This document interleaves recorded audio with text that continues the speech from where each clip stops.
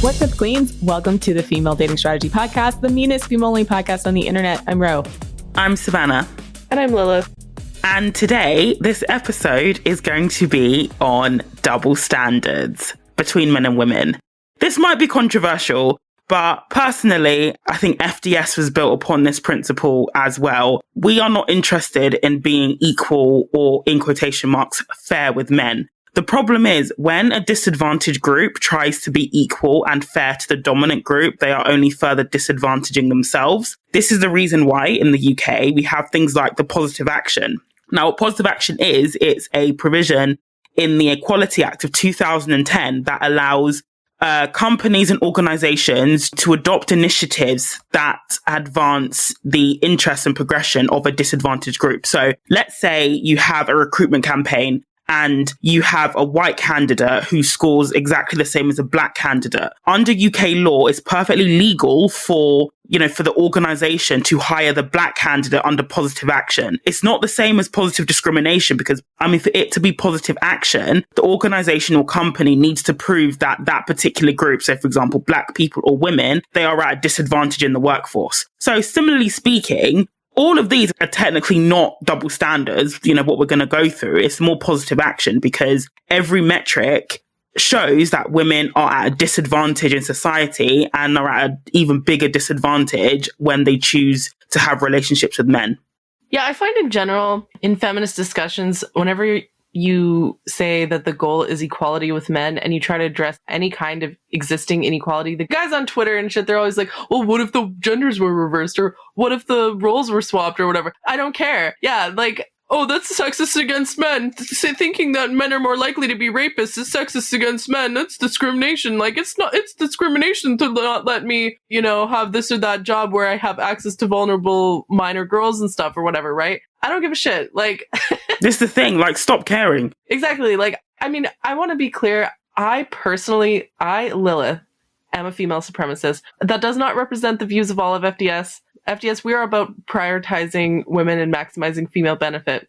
I take it to the next level with female supremacy. I think that women are inherently just cognitively better than men. I think we're actually just better, and that superiority needs to be taken into account when you're interacting with men. And plus, the usual, men are more violent, more prone to violent outbursts and stuff like that. So, for example, I think it's okay for women to use emotional manipulation on men to keep ourselves safe. But when men use emotional manipulation on women, that's unethical. That's just about putting yourself first, right? So that's double standard. One little freebie double standard I just threw out there.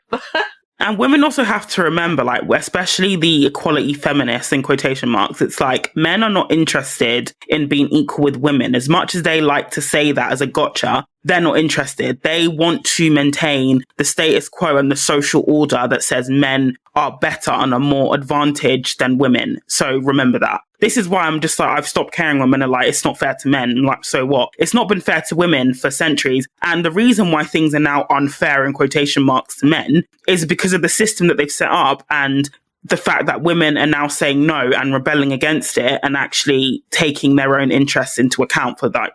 It's not even unfair. It's more fair. It's just not them unilaterally having control anymore. And they still have a lot of control. Exactly. So it's just them, reacting to the fact that they can't get women based on oppression anymore. Or not oppression to the extent of their forefathers. Because women are still oppressed in some respects. Agreed. So I wanted to make a point about double standards as well. People think that they are universally a bad thing, and I disagree with that. So an example I will use is, it wouldn't be reasonable or make sense for me to shut down, Westfield shopping centre for me to go shopping because I'm not a celebrity who gets hounded every time I step outside my house. That would be disproportionate, but it would make sense for a big celebrity. I don't know who's a big celebrity off the top of my head, but it would make more sense for them to do that because there's a possibility that they would get hounded or potentially harmed. So double standards exist in society and some of them are for very, very good reason. So don't let the term double standard put you off because some double standards should exist because there's a reason for them to exist, as we'll go through in this episode. I think all of these double standards in this episode are perfectly justified, by the way. I might be biased, but I hope you agree by the end of it. So let's kick off with an FDS classic. What's the one that always gets us in trouble, ladies? I think the one that men should pay for dates all the time. Even if the woman asks him out, he should still pay for it. Yeah. So this is one that gets us in trouble both with men and with feminists, hilariously enough, because the feminists are like, no, like, equality, like women should take turns paying for dates, Or I don't want to feel like I owe him sex at the end of it, like whatever. Yeah. I mean, first of all, you don't owe him sex at the end of it. And the fact that you feel like you owe him sex if he pays for your date, it's like, maybe question why you feel that way, sis. That's on you.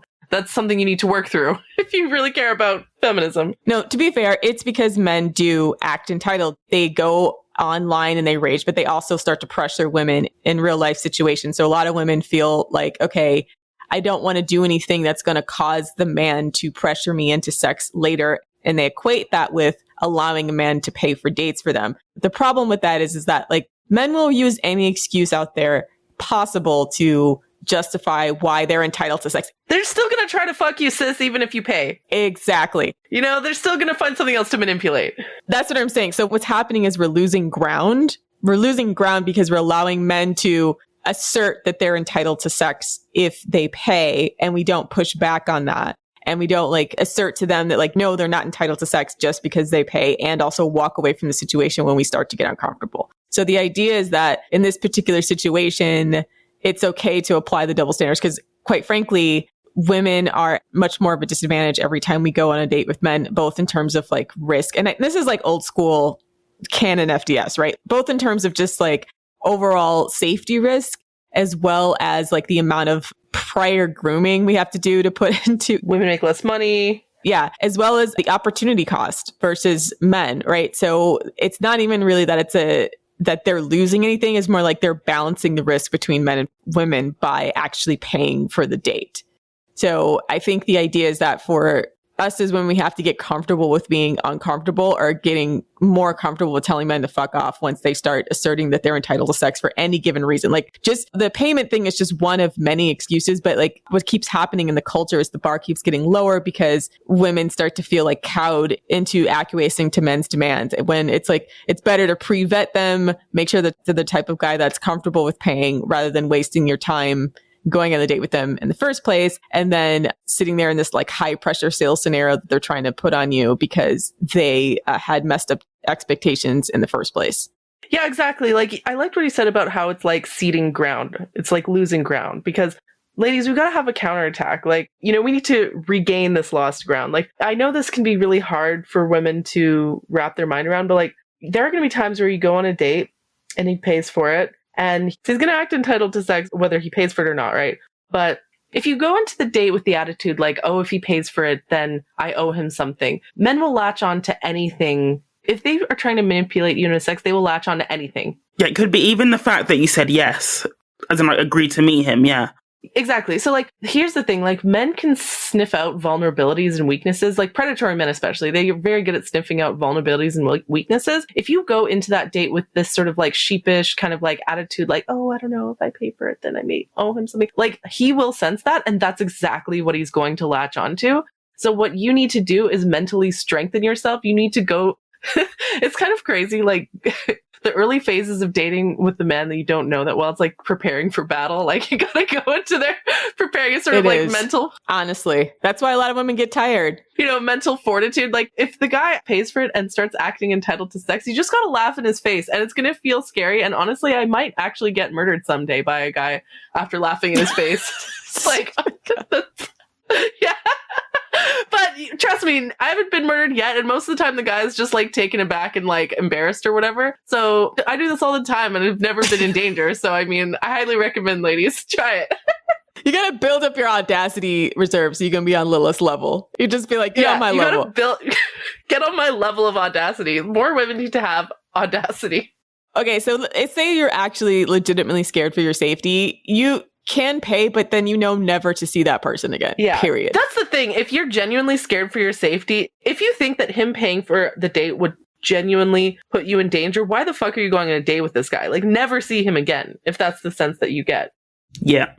Okay, so this is my Savannah's double standard. So this one is, I don't see body counts on men. I hate that term body count. Is there a better word to use? Or the number of sexual partners somebody has had. That's a more PC way to say it. In men and women the same. So I don't take into account a woman's number of sexual partners at all, but I absolutely consider the number of sexual partners that a man has had and make judgments accordingly. This is because, first of all, a woman who has had a high number of sexual partners, statistically speaking, a good number of those were likely she was either coerced, she could have been trafficked, and basically she didn't consent to it. But when we look at a man's number of sexual partners, given the prevalence of sexual violence in society that is commonly perpetrated by men, I just don't believe a man with a high body count, so to speak, that every single sexual interaction that he's had has been entirely consensual or free from coercion or deception, meaning that, it could potentially range from outright rape, which some men have actually admitted to me before, like men I've been dating before, or it can be that deception where they use, sex, or they dangle the promise of a relationship to the woman and just extract as much sex as they can from her, which is still deceptive in my book. So that's why I don't see them in the same way. And I haven't actually met a guy who is promiscuous, who has a healthy attitude towards women and sex. I just haven't met them. And I'm not talking about the 30-ish. I'm talking triple digits, mid triple digits, something that is extremely high. I haven't met a healthy, well-adjusted male with that body count who has a healthy attitude. Yeah, so that's another thing I completely agree with Savannah. I think that the higher a man's body count, the more likely it is that he's a rapist, or at the very least, a gray rapist. Things like where he's pressured women or, pretended to be in love with her just to get sex and then bounced. All the classic, shitty male tactics that they use to get in a woman's pants, right? If I'm being honest, up until I found FDS, probably 40 to 50% of all the times that I had sex with a man was a traumatic experience, or, something that I was either manipulated into, either it was traumatic before, during, or after the sexual experience, even if the sex itself was good, the way he treated me after and so on made me feel really shitty, right? And so I don't blame women who have a higher body count because, a lot of times that women have sexual contact, I should say, is rape or, sexual abuse or coerced or manipulated out of them. Or just straight up not enjoyable for them as well, Or it's just not enjoyable, exactly. Men have to put a lot more effort to get sex. And so the fact that if a man has a really high body count, it means he's spending a lot of time and effort on getting sex, which is time that he could have been spent doing other things like self-improvement and stuff. So it's basically a lot of time manipulating women. Let's be real, especially if he's having a lot of sex. Exactly. They're highly experienced at manipulating women. Yeah. Whereas a woman with a high body count, she's just a woman who's been probably manipulated a lot. And I wouldn't blame her for that. Let me reiterate that because there are guys that I know that have high body counts that are extremely mid. And so it's interesting because there's always this perception that every guy that has a high body count is this alpha chad, the women's panties just drop in their presence. And that's just not true. There's a lot of these mid guys who are just extremely, extremely good at manipulation. And charming, yeah. Or they're pussy scavengers, meaning they deliberately look for vulnerable women or they pay for it, or they're the type of guys that frequent prostitutes. So in that case, it's usually indicative of their type of personality. There's no way that every woman that they're manipulating into bed is a woman that is all the way there, right? You get to the point where with some guys, they're very, very skilled at manipulating vulnerable women, but they're not actually attractive in any type of way, which I think is a big gap in the understanding between, and actually to double back on that point, that's what a lot of the red pill tactics were for a very long time. And they sort of lost their effectiveness, thank God, because of things like FDS. But for a long time, it was just about how to quote unquote game or manipulate women into bed. Most of these guys were extremely, extremely mid, and most of their tactics were just emotional abuse and figuring out how to pick the weak girls off from the pack, right? The girls that were lonely, the girls that were separated from their friends. Girls with quote unquote daddy issues. Yeah. Daddy issues, how to triangulate women who are groomed or primed for that due to traumatic backgrounds. It's literally teaching these extremely mid guys to recognize and pick the weakest women from the pack to have sex. And so it worked, quote unquote, for a certain number of men, which is why it took off because they realized like, oh, this is successful and this can be successful in a way, but it's obviously highly unethical. So when we talk about the guys with high body counts and they don't look like a professional athlete or a model or somebody, like if they're not like a legitimately high status guy that women are going to every day throw themselves at the guy. And even then that comes with its own, there's the guys that are at that level where they're either extremely attractive or they're like extremely wealthy or something like that. They're pro athlete level. That's like one level. And then there's a bunch of these mid guys that like constantly have sex, but it's a different situation. They're almost like the equivalent of a cult leader, which is quite different. So I think recognizing that and understanding that like the way a man sexually interacts with women, and since the vast majority of men that you meet are mid, if he has a high body count, it's an extreme red flag that he has some of these other behaviors. I want to differentiate between the mid guys with a high body count versus like the mid guys who women are attracted to, but they end up in relationships with those women, right? Like they end up in long-term, because so much of their lifespan is spent in like long-term committed relationships. Their body count might not be as high, but they're still very successful with women because, you know, women like them, they're friendly, charming, and so on, right? We're talking about the mid guys that are like, yeah, they don't get any repeat customers because they manipulate women into sex. That's traumatic. And then they have to start at square one every single time they're looking for sex. Yeah, those guys are being thrown back in the pool. Yeah. That's part of why their body counts out. That's actually a really interesting, because like when I was like dating around, I often, when I was in my naive stages, I never saw guys who had a lot of casual sex that way. I sort of almost saw it through like the red pill lens that it must mean that they're more desirable. But looking back, these men that I was talking to, they would drop little hints that they were basically being thrown back into the pool. So they'll say something like, oh, we just, you know, for example, stop talking. And I'm just thinking, if you're out, I mean, surely like a general like concept of business is that it's easier to retain new customers than it is to attract new business, right? So if a guy is just out for sex with a woman, right, why would they just randomly, you know, quit talking to each other and it be a mutual thing? What likely happened is that she ghosted him. Yeah, she realized he's for the streets. Yeah, she ghosted him, but they'll frame it as, oh, we just stopped talking. Or he's one of those guys where, you know, the whole he chases a woman and then they have sex with her and loses interest. But here's the thing though, like, I mean, these men, they'd say I had sex with her like a few times. So I'm thinking you clearly wanted like a stable fuck buddy, but she ghosted you. Yeah. Or like he wasn't providing her with emotional needs or wasn't good in bed or whatever. Yeah.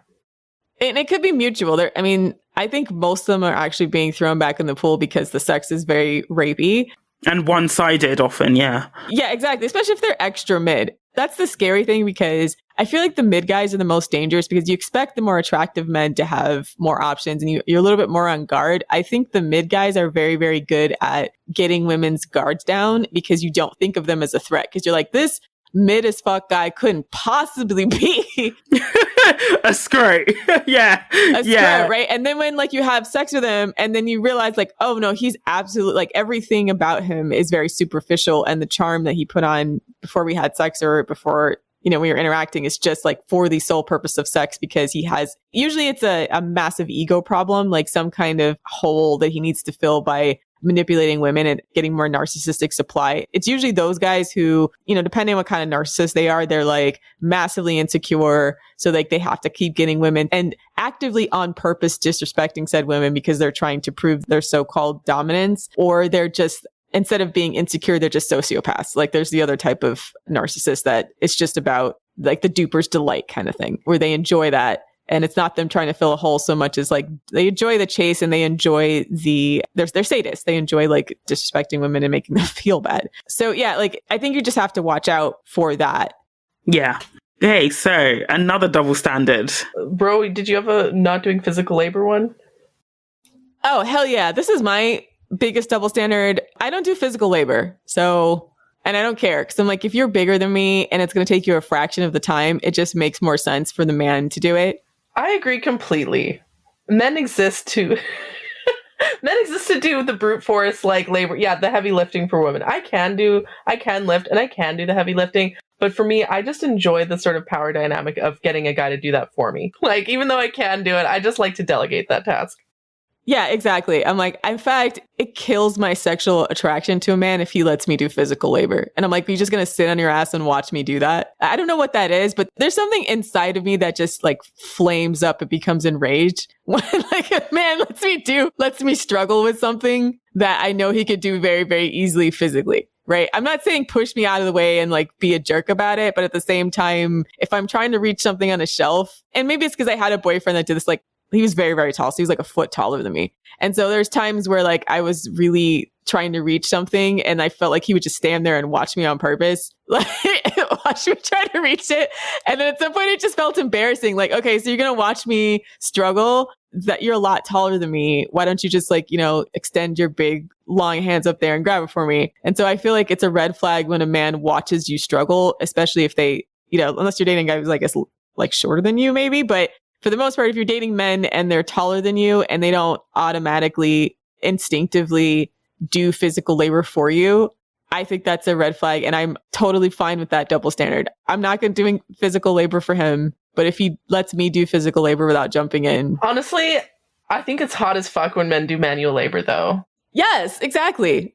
Win-win. Like, one of the things I like about my boyfriend is that he knows basic carpentry and stuff. I didn't know this about him before we started dating. And then when I found out that he knew how to do basic carpentry, that was like an immediate turn on. And so sometimes I'll just be like, oh my gosh, like something's broken in my house. Like, can you come over? It's like, I don't even have to say that it's broken. I'll just like, if like I'm opening or closing a door and it's not closing properly, or it's like slightly off center, he'll be like, oh, hold on, let me go get my toolbox and like rejig the hinges and rejig all the hinges and shit. And I'm just like, sploosh, that's just so fucking hot.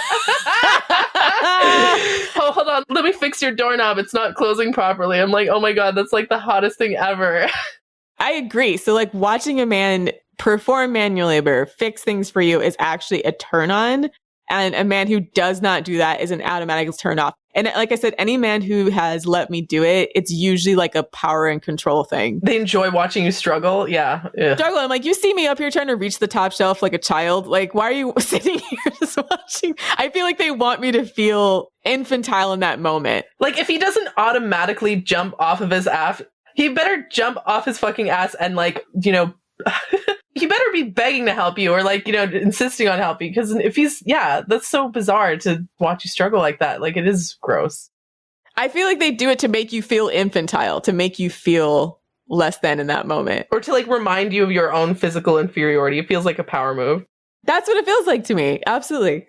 And it's not even just about physical labor as well. If he has like a skill that, you're deficient in, and you need help with, and he doesn't help you, yeah, that's screwed. So oftentimes I've used orbiters as like translators for me when I just didn't want to use Google. And I actually found that was a really good test as well, because obviously, a scrote, like I was dating a guy and he would just say, yeah, just Google translate it. But the other guys would always be like, do you want me to translate it for you? And I'm like, yes, please. And they love that. They love feeling useful. If I said thank you as well, they would do like a little emoji smile and that was it. You can tell men don't get thanked very often as well. So use that to your advantage, ladies. They're not told they're useful very often. Yeah, and again, rad femmes would be, the feminist Twitter would be like, it's probably going to be super pissed at us for being like, oh my gosh, you're reinforcing traditional gender roles. And it's like, I don't care. At this point, I don't care. Yeah, I don't give a shit.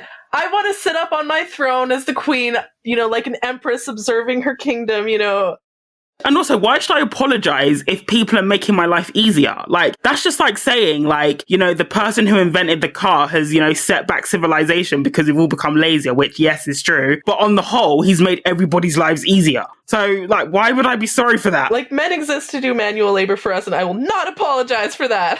They exist to help women. You're not a real feminist unless you're a struggle mule constantly working and doing everything yourself. Struggle mule.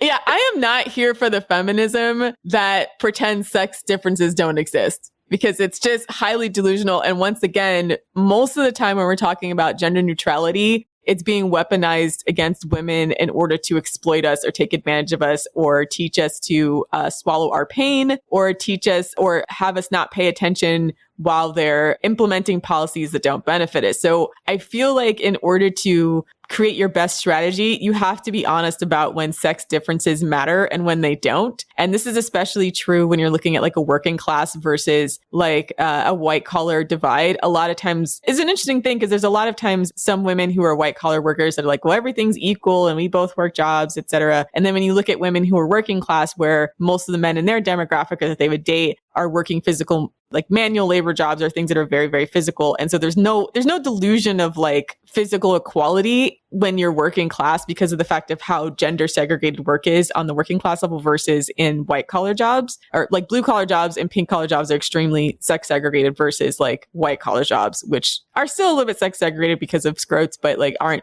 inherently need a man or a woman to do them. So like, I feel like on some level, when we're talking about how we best, enact feminism or how we best like get relationships that benefit us, it's like you have to be honest about when sex differences matter, and they do matter, especially if like only one of us can have children, only one of us is constantly putting ourselves at physical safety risk dealing with the opposite sex, and then one of us is much stronger than the other one physically. So like those are things that need to be acknowledged, and then women have to pick out how they're going to make that equitable. And this is what this episode's all about. How do you compensate for the fact that men have serious advantages in some ways that are sex-based? And you can't wave it away by like just saying, oh, make it gender neutral, because if you make it gender neutral or pretend it doesn't exist, then you're going to be in a disadvantage. Yeah, exactly.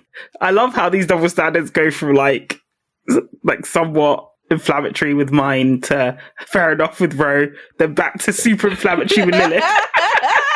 We're giving you all flavors of ice. We're giving you all flavors of the female supremacist ice cream today, folks. I hope you appreciate it. Yeah. So, okay. So my most controversial one, I think this is one that actually I made a post about it like a year ago on Reddit, and it went and like both the femisphere, manosphere, and like every sphere on Reddit went crazy over this one. I think it's okay for the woman to look at her man's phone to see if he's up to no good. But if a man is monitoring a woman's phone, I think that's coercive control. Because here's why. Because everyone's like, oh, if a woman monitors a man's phone, it's coercive control just the same as if a man is doing it to a woman. And I disagree for a few reasons. One, when a man is monitoring a woman's phone, the possibility for that to escalate into physical abuse is much more dangerous. Whereas, like, I don't know, maybe a woman could do coercive control on a man, but, you know, he's not in any physical threat or danger. And there isn't like a whole patriarchal system, you know, under patriarchy. When men monitor a woman, he has more ability to fuck up her life. Whereas like a woman monitoring a man doesn't really have as much of an opportunity to fuck up his life, you know, under patriarchy, just because women have less power than men under patriarchy, right? Secondly, like when men are up to no good, they tend to do like really fucked up shit, okay? Like when women are up to no good, what is she going to do? Like cheat on him? When a man cheats, I think it's worse than when a woman cheats. You know, he could be, I don't know, seeing prostitutes, he could give her an STD, like, because men in general are less trustworthy and their sexuality is more damaging, their behavior needs to be monitored and controlled for their own benefit and for the benefit of society. Whereas when men are controlling a woman, it's like, you know, monitoring her whereabouts, like it could be used for stalking and so on. It could be putting her in physical danger. And I think a woman is entitled to protect herself from a man's infidelity. I don't think a man is entitled to know about the whereabouts of his, you know, his partner, his female partner at all times. I also think that female intuition is a thing. Like the times when I've only snooped once on a guy's phone, but I was justified in doing so because he was being booky behind my back. And I really hate how when women do that and they find something that the man's being shady, she ends up being gaslit and told that she was invading his privacy. But it's like, well, no, because if she's found something anyway, then clearly the end justifies the means. She was clearly justified in doing it, if that makes sense. Exactly. When men are monitoring a woman's phone, it's because he wants to control her.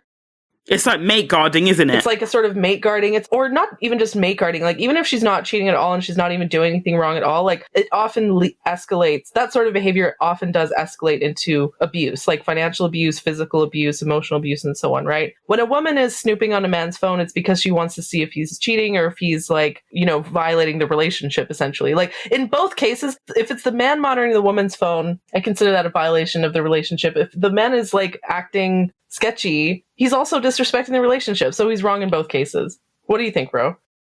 Yeah, no, it comes down to generally when men want that level of control as far as like snooping on a woman's phone, it's a red flag that's among a myriad of other red flags that indicate that this person is dangerous and might kill you. Where it's more of a psychotic need to control a woman's whereabouts and movements. And whereas for women who snoop, it's definitely more self-protective. It's just like the motivations are completely and totally different. And the end result is completely different. Completely and totally different. Often a woman ends up dead if the man is stalking her. What's the worst that's going to happen if the woman looks at the man's phone? What, she's going to break up with him? Boo fucking who? Yeah, find out he's cheating. Yeah, she's going to find out he's cheating and then dump him. Like, boo fucking who? Like, the end result is nowhere near the same. And the motivations are not the same. That's why I think that's an acceptable double standard. And then also because of the way that law enforcement works, we did our episode on Jennifer's. Law enforcement often tacitly helps men stalk women and like prevents women from maintaining some kind of anonymity when they need to leave an abusive situation. Most of the time when women are trying to snoop through a phone or snoop through anything to get evidence, it's a way to prove abuse. Right? It's quite different. Like a lot of times it's proving abuse. A lot of it's proving coercion. Yeah. Try to disprove the gaslighting and generally, once again, a self-protective mechanism and less about trying to like control a man's every movement. Women don't have the ability to control a man's every movement the same way that men do, or like the same way that men attempt to do. Exactly. Versus like when men do it, and I'm not saying that like women don't cheat or anything like that, but at the same time, it's like men who are demanding access without any type of prior suspicion or anything that's even like remotely suggests that he should be suspicious are insane and controlling, and they're all dangerous. Whereas I don't think women who snoop are dangerous. Yeah, exactly. So that's the double standard that I support, that everyone always disagrees with me on that one, but I stand by what I said and I'll never apologize for it. So similarly to the paying for dates one, I think it's perfectly acceptable for a man to fund a woman's lifestyle. And I think that's something that men should strive to do for the woman in their life. But I don't think a woman should have to do the same in terms of financial labor. Being with a man is generally detrimental to a woman, especially if they have kids. So, you know, if we look at the sexual market, generally speaking, women are generally in a lot more demand than men.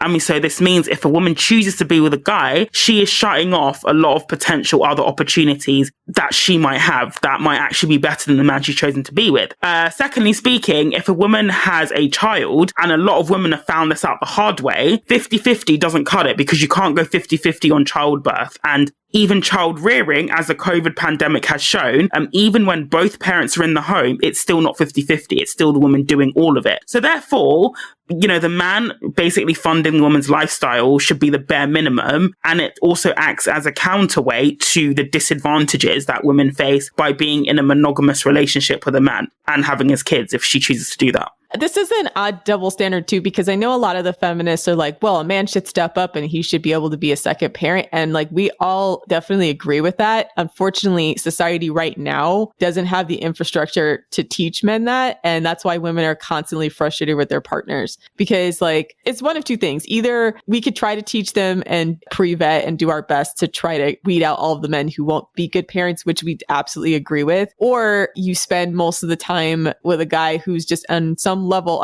maybe on a primal level, just is never going to be as instinctual about how to care for a child as a woman is. You know, depending on whether you buy into certain aspects of evolutionary biology, there might be certain things that women are more instinctually able to do because of the way that we evolved as the female caretakers of the species that may be harder for men to instinctively learn. Like, obviously they can learn to cook and clean and shit like that. That has nothing to be gendered. But just like as far as like regular childcare, or you think that they're being lazy and actually weaponizing their incompetence, and then you have to spend the relationship trying to like get them up to the level that you're at. This is like a constant source of frustration for women because men are constantly behind us on this particular thing. So I think like if they cannot perform to that level, it's okay to have a double standard because they're slacking compared to where you're at.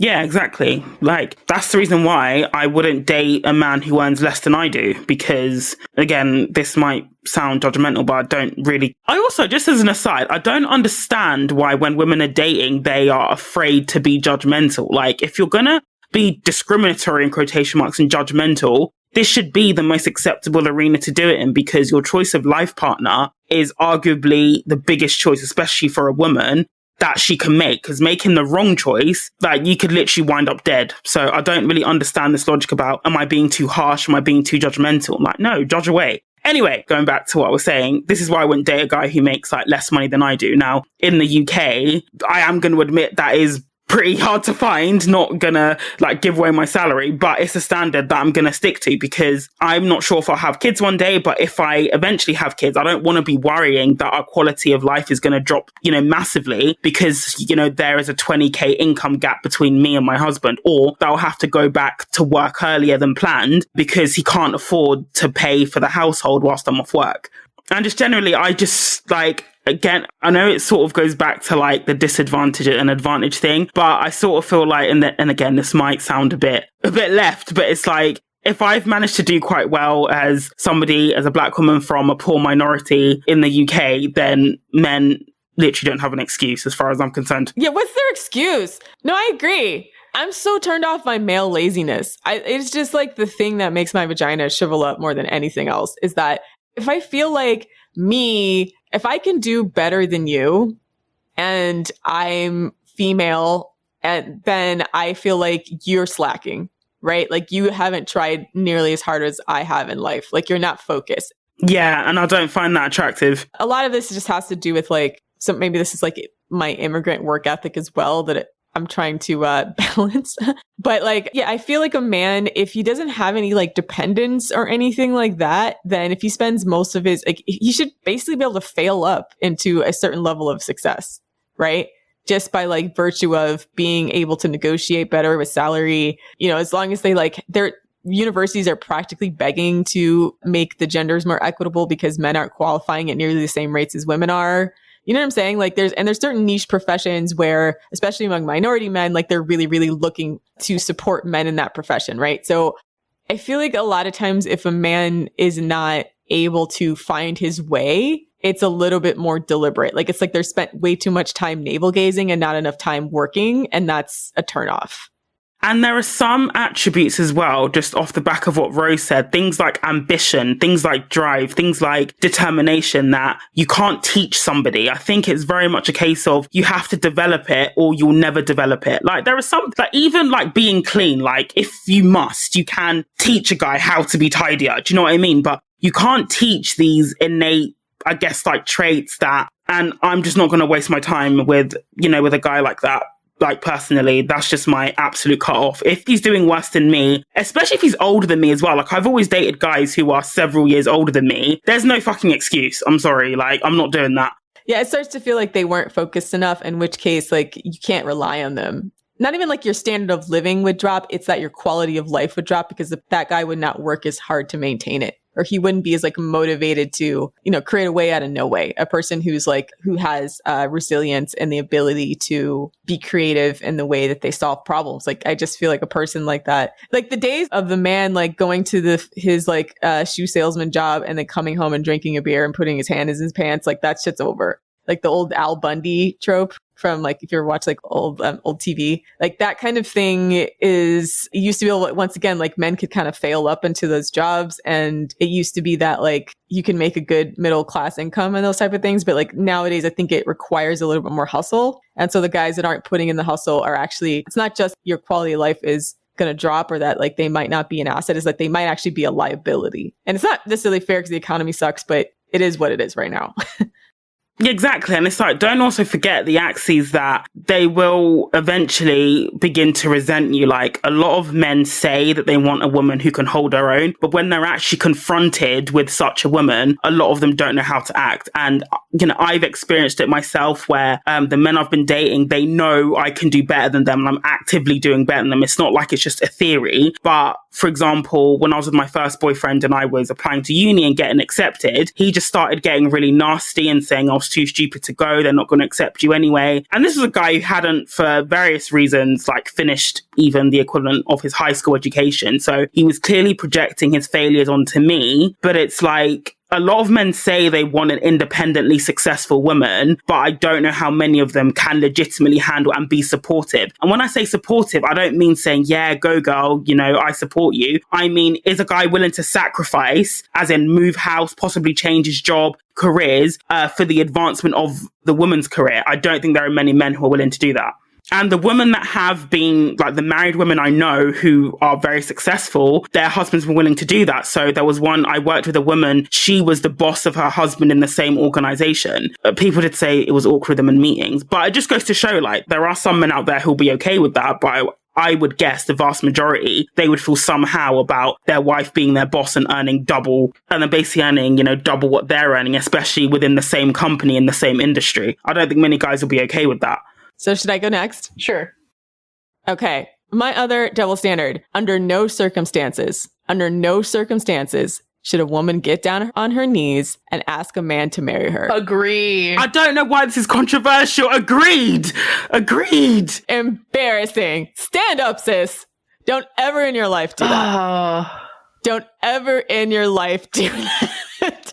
I've seen, there was like a meme and a trend for a while of people posting videos where the woman proposed to the man and like trying to play it off as romantic. And then you'd always hear the backstory and it'd be like, well, they've been together for 10 years. It's usually some forever girlfriend who is trying to set up a high pressure situation to force this guy to marry her on the spot. There is so many more benefits to marriage for men than for women that nowhere in your life should you be humbling yourself so that you can beg a man to be attached to you. That's crazy talk. It's so embarrassing. So embarrassing. Oh.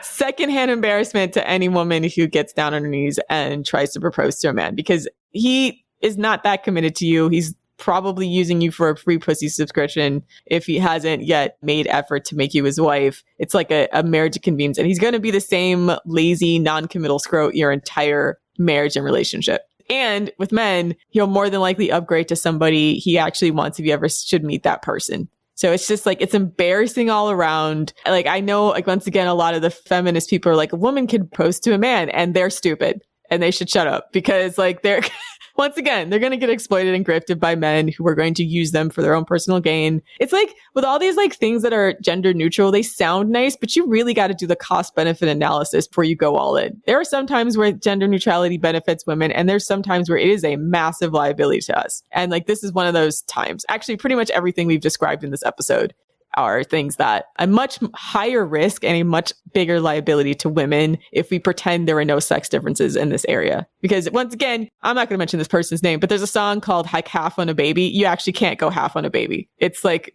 100% done by women. Yeah, you can't go 50-50 on childbirth, can't go 50-50 on breastfeeding.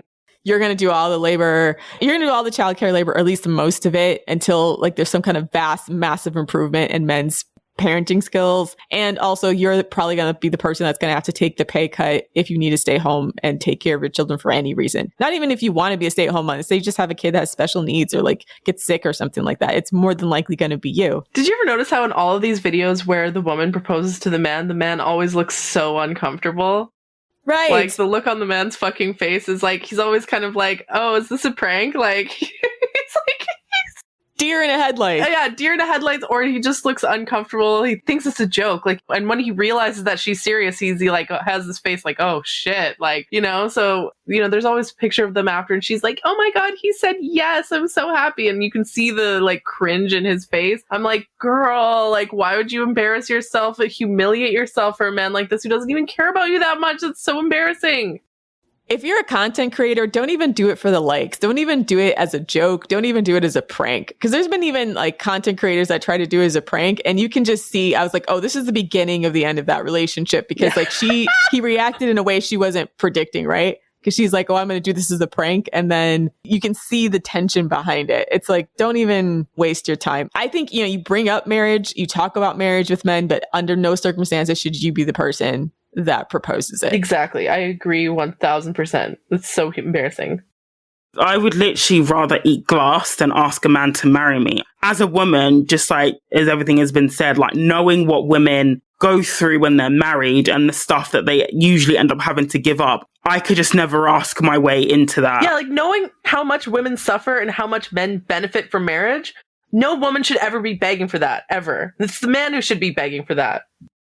It's just like begging for your own imprisonment and disadvantage, let's be real. For a lot of women, there are some women who marry great guys and, you know, they improve over time, but that's not the norm at the moment anyway. It's like they're begging for validation. And if you're begging for validation from men, you're a pick-me. It's okay. We've all had pick-me tendencies. Just admit it. Especially the wrong type of men as well. Right. Just admit that you're kind of a pick-me and that you have to work on your self-esteem. You know, because if he's in a relationship and he's not making you secure like you have a future and you have to guess by high pressuring him into a marriage, oh yeah, it's beyond beneath you. I don't think there's a single woman in existence for whom that's not beneath, I should say. Should I go next? I do have a line in here. We already touched on it, but I wanted to summarize. I have a line here saying, a woman's wallet belongs to hers alone. A man's wallet belongs to the community. So that's like a Russian saying. That's a Russian culture thing. I completely agree. Like, Russia's a highly patriarchal culture. This is one area that I completely agree. Yeah, a man's wallet belongs to the group. The woman's wallet belongs to her alone.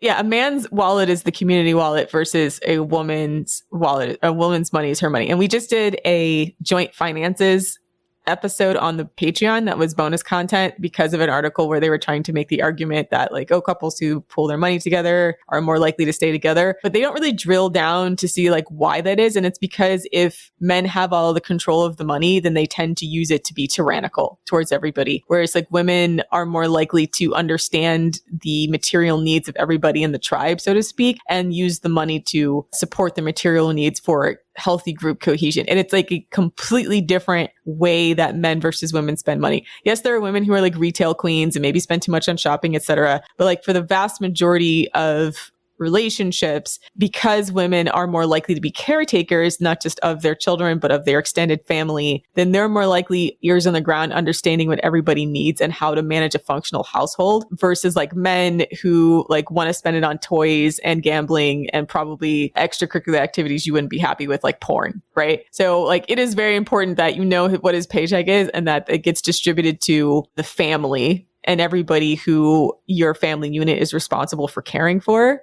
Versus like for women, you should have some kind of money stashed away somewhere if you need to escape, because that, once again, that's like your break glass in case of emergency money. And it doesn't necessarily mean that all of your money should be going to him, because at the end, again, like, first of all, what does he fucking need it for? Like, Exactly. What are you doing paying for your man? That's fucking embarrassing. God.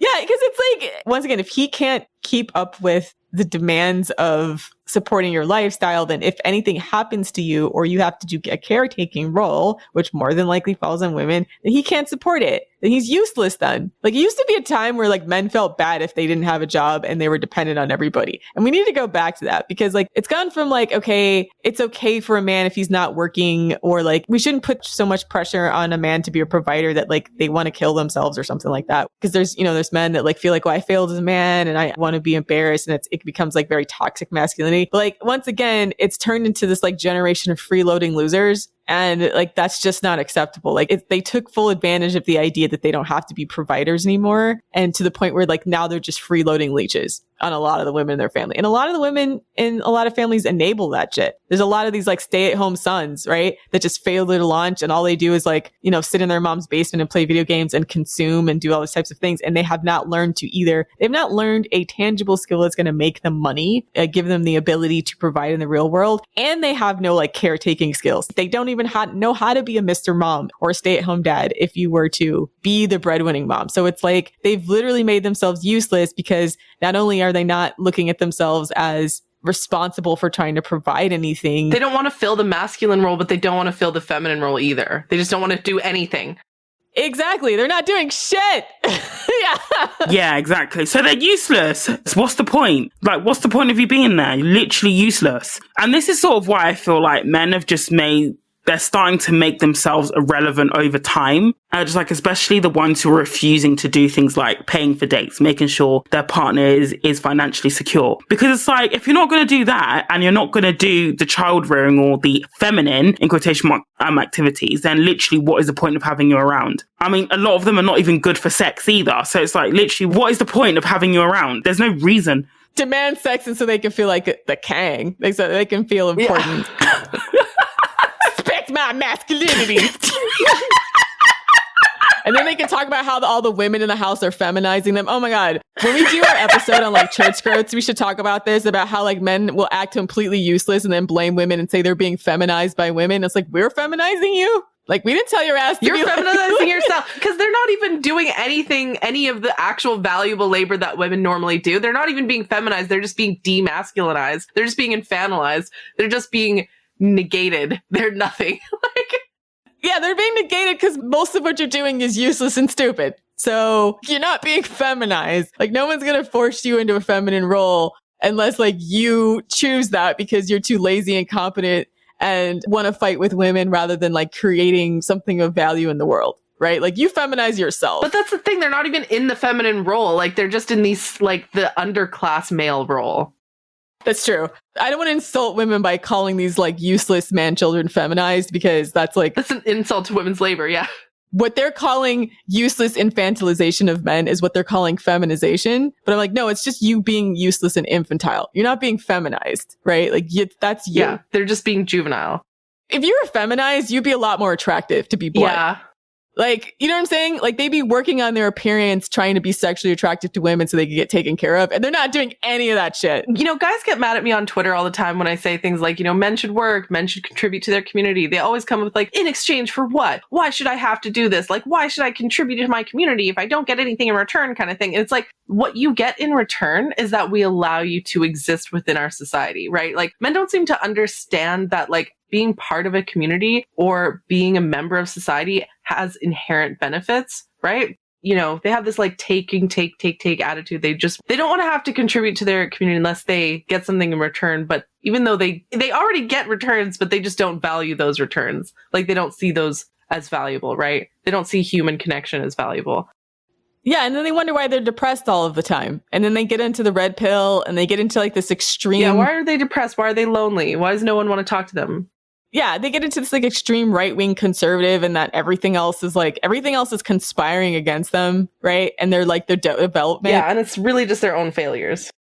It's usually like them not able to form healthy attachments to women because they want to dominate women or exploit women or feel entitled for women to doing labor for them. And I'm like, you got to get off your ass and make your own way. Like, and that's on you. Like, it's not, everybody has to do that. It's not like it's just men, actually. Like, a lot of times women do as well. Like, even women who are gold diggers, it's not like they're sitting on their ass waiting for a man to rescue them. Like, they got to put in work to become attractive to men, to be, quote, chosen, to be like, you know, a trophy wife or something like that. So once again, these guys aren't feminized because they're not even doing anything that would make them attractive to the opposite sex to get chosen. So stupid. I haven't seen any of these guys becoming pick-me's. Like, in fact, like, they look at the guys who attempt to pander to the women, they call them simps and stuff, right? They're like, they're not being feminized.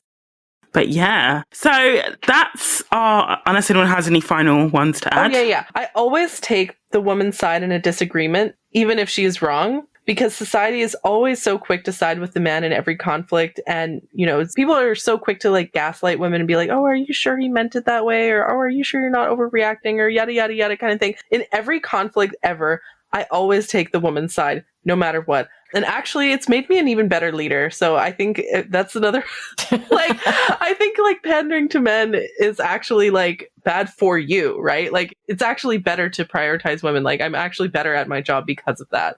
I think there is something in, not because even amongst other women, when a woman like steps out of line, she's instantly cancelled, but they don't usually have the same energy for men. And I do think that one of the strongest pillars of patriarchy is the lack of female class solidarity, and this whole idea that a woman like has to be perfect, even though, you know, that level of perfection is absolutely never achieved because they keep shifting the goalposts. But this idea that a woman has to be perfect before she's even, worthy of a scrap of sympathy is just bollocks. Like, when it comes to men, they don't even have to like or care about the guy they're defending before they defend him. They'll just defend him because he's male, or they'll start making excuses for him because he's male. Like, women, we need to start doing the same thing and stop trying to get cheap brownie points from men by trying to be like, I'm not like those nasty feminists who are pro-woman. Like, being pro-woman is not an insult. You shouldn't see that as a derogatory term. Like, you are, as a female, why wouldn't you be pro your own sex? It's just like me getting offended if somebody said I'm pro-black. I was like, well, yeah, of course, because I'm black. Like, would you expect me to be like pro-white? Like, don't take it as an insult, but people try and use it as an insult to basically bully you into going against the interests of your sex class, and by proxy going against the interests of yourself. Because ultimately, when these men want to discriminate against women and, hang and lynch them digitally or in public, in whatever form they do it, they're not going to remember that you were one of the good feminists. They're just going to see you as a woman and act and treat you accordingly. Yeah, stop ceding ground.